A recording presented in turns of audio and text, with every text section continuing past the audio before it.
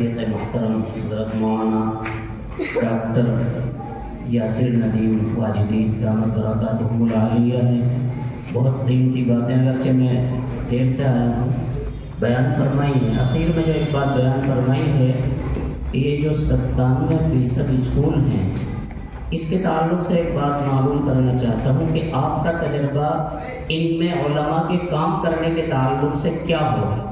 کیا آپ کا تجربہ کہتا ہے کہ ہم لوگ ان کو اپنے انڈر میں کیسے لیں؟ ہم نے اپنی یہاں بہت سی مجلسوں کے تحت اسکولوں میں بات کی ہے لیکن وہ لوگ اس پر خاص توجہ نہیں دیتے. ہم چاہتے ہیں شہر کے علماء کہ اسکول والوں اسکول میں جائیں، وقتاً فوقتاً وہاں پہنچیں اور ان کو یہ فکر دلائیں کہ اسلامی ماحول بنایا جائے اور اسلامی فضا قائم کی جائے. اب وہ تو اپنا نظام مکمل ایک چلاتے ہیں اور اس میں دوسرے کی کوئی برداشت نہیں کرتے. اس کو کس طرح سے اختیار کیا جائے، کیا راہ عمل ہو اس طرح کا جس میں ہم کامیاب ہو سکتے ہیں؟ جزاکم اللہ خیراً. یہ چیز تو بہت مشکل ہے کہ کوئی چلتا ہوا ادارہ اسکول وہ یہ کہے کہ آپ ہماری سرپرستی کریں اور وقتاً فوقتاً یہاں آ کر ہمارے بچوں کی دینی تربیت کریں. ایسے ماحول میں کہ جہاں پر دینی بیداری خصوصاً اس ملک کی بات کر رہا ہوں اسکولوں میں اتنی نہیں. اسی رمضان کا واقعہ ہے.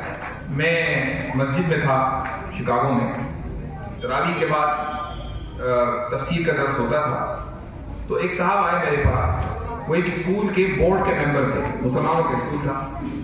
وہ کہنے لگے کہ ہمارے ٹیچر نے کچھ لبرلزم کی باتیں اسکول میں پڑھائی ہیں اور جب ٹیچر سے بات ہوئی تو اس نے اپنی بات کا دفاع کیا. میں چاہتا ہوں کہ آپ ہمارے پاس آئیں اور ٹیچرز کو ٹرین کریں ان موضوعات پر. میں نے کہا ٹھیک ہے.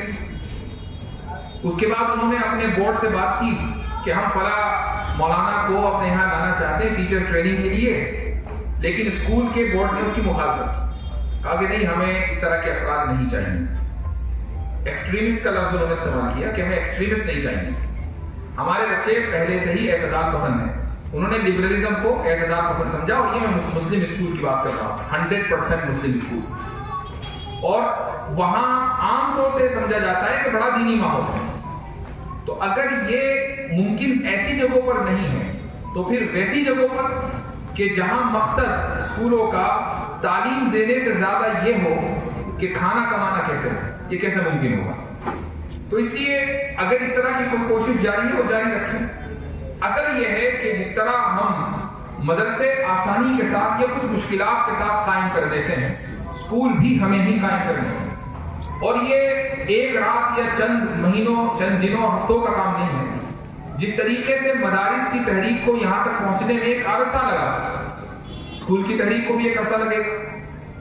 اور آپ کے ساتھ اس طرح کے افراد ہوں گے جب آپ اسکول قائم کریں گے کہ جو اس فیلڈ سے آتے ہیں لیکن مانتے آپ کی ہیں.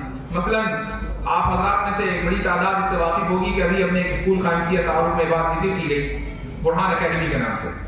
تو ہمارے ساتھ کچھ افراد ہیں، ٹیم کے لوگ ہیں اور ان کی ذہنی جو فکر ہے وہ ویسی نہیں ہے جو ایک عالم دین کی ہوتی ہے. ظاہر وہ عالم نہیں ہے.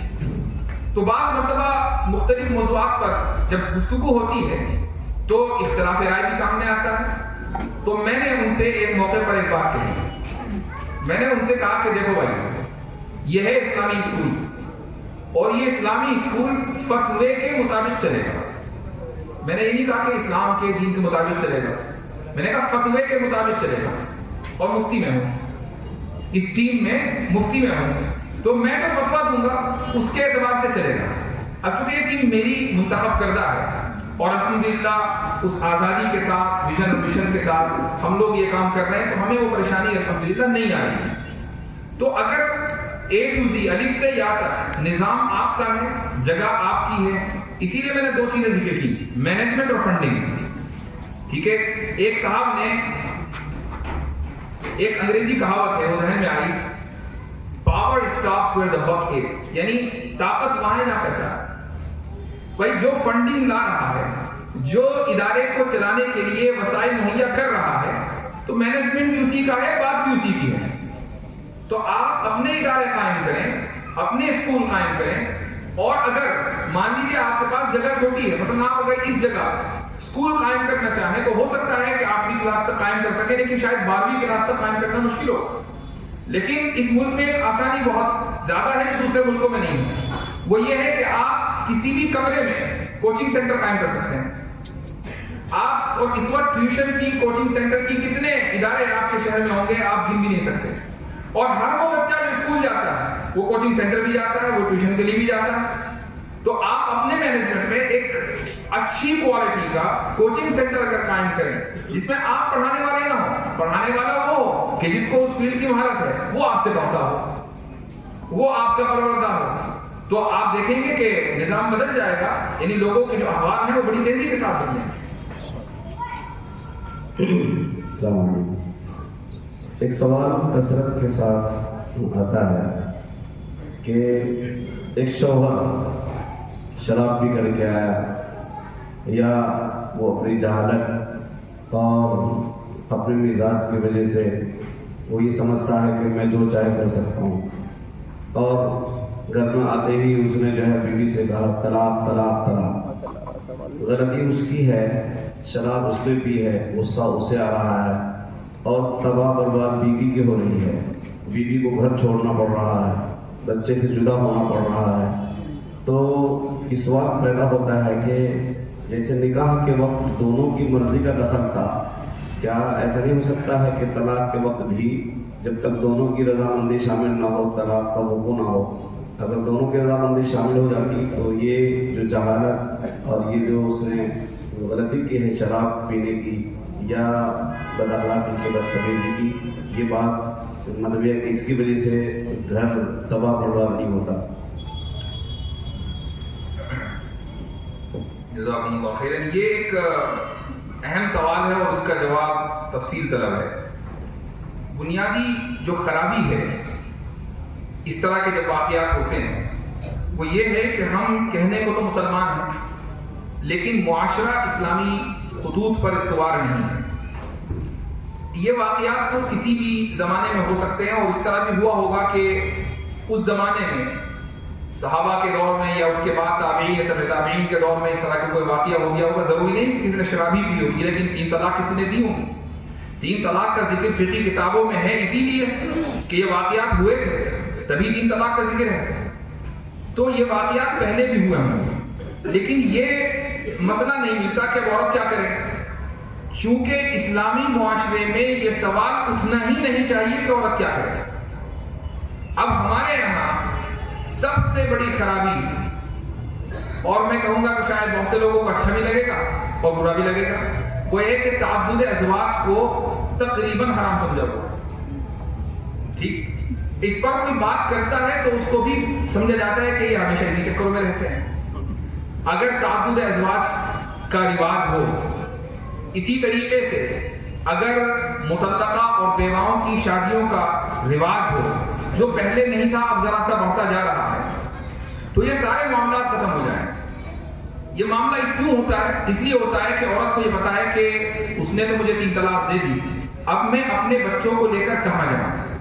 کوئی مرد دوسرا مجھ سے نکاح کرے گا نہیں، میں اپنے گھر جاؤں گی تو وہاں بھائی ہیں، دوسرے لوگ ہیں، وہ مجھے برداشت کریں گے نہیں، مجھے کچھ آتا نہیں ہے کہ میں اپنے بچوں کی پرورش خود کر لوں. تو وہ پریشان ہے. اس پریشانی میں وہ کیا سمجھوتا کرتی ہے کہ چلو 3 طلاق دے دی، اسی کے ساتھ رہیں. تو چونکہ اسلامی معاشرہ ہمارے پاس 100% نہیں ہے تو ہم ایک مسئلے کی وجہ سے 10 خرابیاں دیکھتے ہیں. اسلام نے تو ان خرابیوں کو کا حل پہلے ہی پیش کر دیا. یہ تو پھر ہماری خرابی ہوئی نا کہ اسلام نے خرابی کا حل پیش کیا، ہم نے آدھی بات لے لی، آدھی بات نہیں. تو پہلی بات تو یہ. دوسری بات جو سوال میں آئی وہ یہ کہ جس طرح نکاح میں دونوں کی مرضی کا دخل ہوتا ہے تو طلاق میں بھی دونوں کی مرضی کا دخل ہونا چاہیے. یہ چیز عقلی اعتبار سے درست نہیں ہے. اس کو میں پہلے ایک مثال سے سمجھاؤں گا. مثال یہ ہے کہ مثلا آپ فون کمپنی پہ جائیں اور آپ یہ کہیں کہ ایئرٹیل کا مجھے سم چاہیے، مجھے سروس چاہیے. ایئرٹیل کا جو سم دینے والا ہے اس کی مرضی بھی ضروری ہے، اس نے آپ کو سم دیا اور آپ کا رجسٹریشن کر لیا اور آپ کی مرضی بھی ضروری ہے, کوئی آپ کے فون میں ایئرٹیل کا سم نہیں ڈال سکتا آپ کی مرضی کے بغیر. یہ جو کمپنی اور آپ کے درمیان معاملہ ہے یہ ایسا ہی ہے جیسے نکاح, لیکن کمپنی کو یہ اختیار ہے کہ جب چاہے آپ کی سروس ٹرمینیٹ کر دے, ختم کر دے. آپ کو اختیار نہیں کہ کمپنی کو ٹرمینیٹ کر دیں, کمپنی بند کر دیں. کمپنی کو اختیار ہے کہ وہ آپ کی سروس کو بند کر دے. کیوں؟ اس لیے کہ کمپنی کو اتھارٹی ہے, آپ کو اتھارٹی نہیں ہے. نکاح کا معاملہ مساوات پر مبنی نہیں ہے, نکاح کا معاملہ اتھارٹی کے اوپر مبنی ہے. یہ جو سوال ہوا ہے یہ سوال اس لیے ہوا ہے, یہ جو بھی لوگ سوال کرتے ہیں وہ اس لیے کرتے ہیں کہ ہم یہ سمجھتے ہیں کہ اچھا مرد اور عورت برابر ہیں, اور برابری کی دلیل یہ ہے کہ نکاح میں دونوں کی رضامندی ضروری ہے, تو طلاق میں بھی رضامندی ہونی چاہیے دونوں کی, چونکہ دونوں برابر ہیں. نکاح سے پہلے واقعی ہو سکتا ہے دونوں برابر ہوں, نکاح جب ہو گیا تو اب جو تعلق ہے یہ مساوات پر مبنی نہیں ہے, اتھارٹی کے اوپر ہے. جس کو اتھارٹی ہے, جو قوام ہے, اس کو نکاح ختم کرنے کا حق ہے, اور جو قوام نہیں ہے اس کو نکاح ختم کرنے کا حق نہیں ہے. تو جب آپ نے اس اصول کو صحیح کر لیا کہ مساوات پر نکاح مبنی نہیں ہے تو اعتراض پہ بہت ختم ہو گیا. جب آپ لبرلزم کے اس اصول کو معاشرے یا خاندان اور فیملی کی سطح پر لے آئیں گے تو ایک سے ایک اعتراض جنم لیں گے اور اس کا جواب نہیں نکل پائے گا.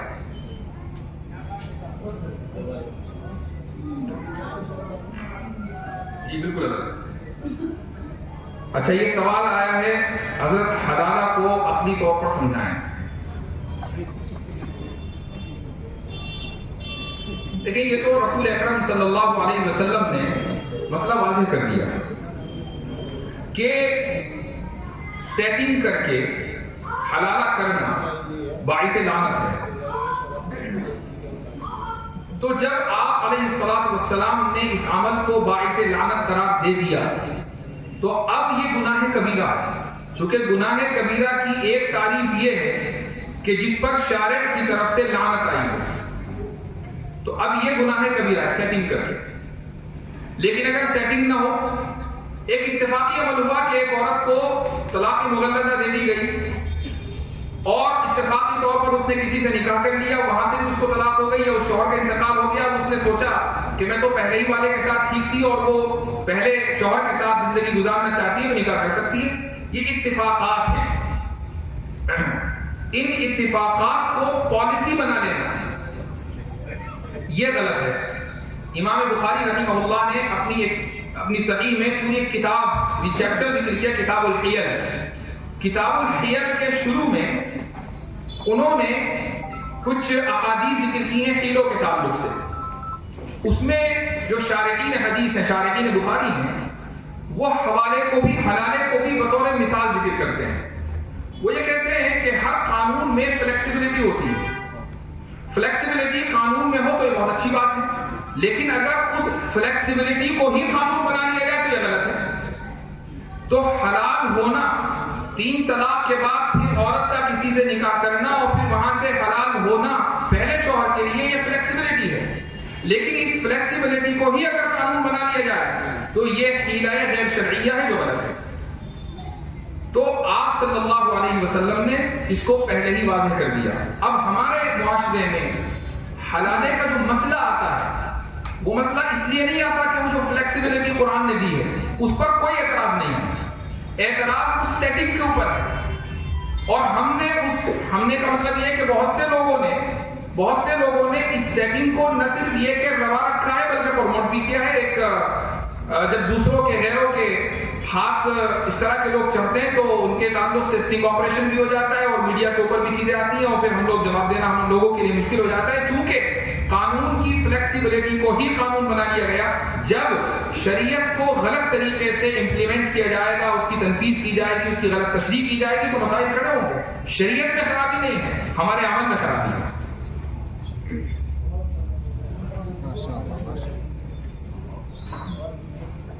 اور کسی صاحب کو کوئی سوال نہیں ہے؟ جزاکم اللہ خیرہ. میں ایک اعلان آپ حضرات کے سامنے کرنا چاہتا ہوں.